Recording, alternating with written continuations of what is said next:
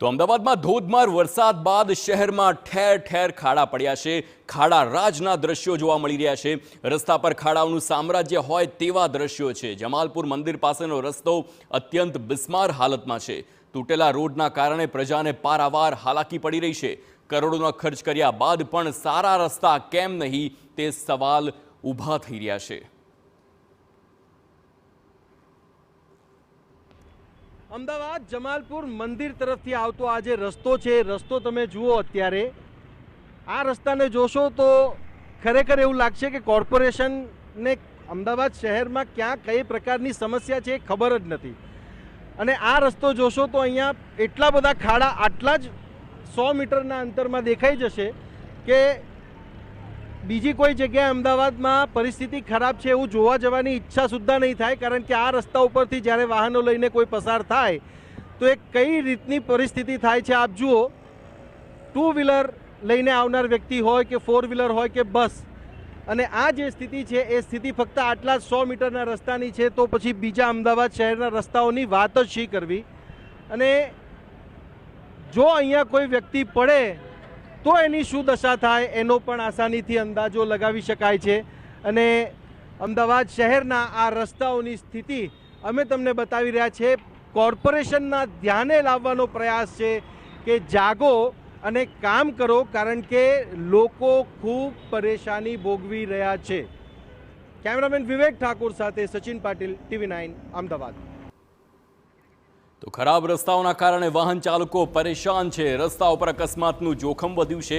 તંત્ર વેરું વસૂલોમાં મસ્ત છે, પ્રજા રસ્તાઓથી ત્રસ્ત છે। અમદાવાદમાં વિકાસ ગાંડો થયો છે તેમ સ્થાનિકોના આક્ષેપ છે। કરોડોના ખર્ચ બાદ પણ ટકાઉ રસ્તા શા માટે નહીં? તંત્રની નક્કર કામગીરીના તમામ દાવા પોકળ સાબિત થયા છે। જે કહેવાય છે કે અમદાવાદનો વિકાસ, પણ આ વિકાસ ગાંડો થઈ ગયો। બહુ બધું કહે છે, કોઈ રોડ એવા સારા નથી કે જે 6 મહિના પછી એનું રિપેરિંગ કામ ચાલુ ના થાય। આમાં કોન્ટ્રાક્ટી શું છે, કોર્પોરેશનવાળા શું, નકરો બધો ભ્રષ્ટાચાર જ છે ભાજપના શાસનમાં।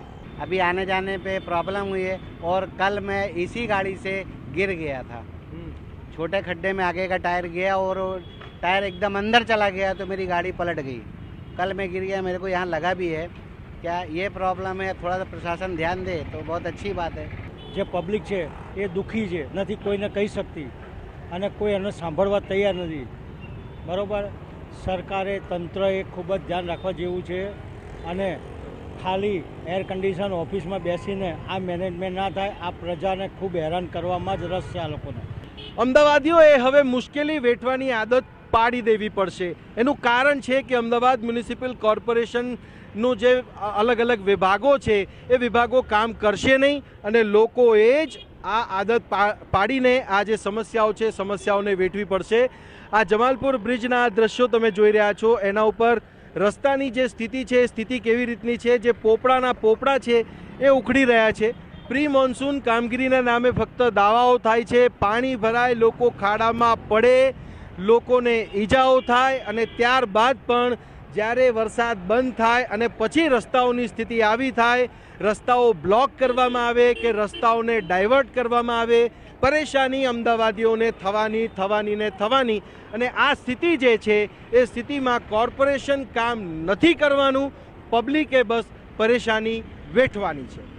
કેમેરામેન વિવેક ઠાકોર સાથે સચિન પાટીલ, TV9 અમદાવાદ।